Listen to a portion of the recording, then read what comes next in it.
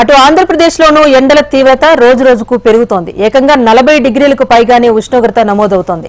రాష్ట్రంలో ఏప్రిల్ 3వ తేదీ వరకు పలు జిల్లాల్లో ఉష్ణోగ్రతలు పెరుగుతాయని వాతావరణ శాఖ అంచనా వేస్తోంది. ఎండ తీవ్రత దృష్ట్యా ప్రజలు అప్రమత్తంగా ఉండాలని సూచించింది. ఉపరితల ఆవర్తనాలు ద్రోణులు లేకపోవడం, సముద్రం నుంచి తేమగాలులు వీయకపోవడంతో ఏపీలో అనేక ప్రాంతాల్లో ఎండ తీవ్రత పెరుగుతోంది. రాయలసీమ, కోస్తా జిల్లాల్లో పలుచోట్ల వడగాలులు వీయగా మరికొన్ని చోట్ల వేడి వాతావరణం కనిపిస్తోంది.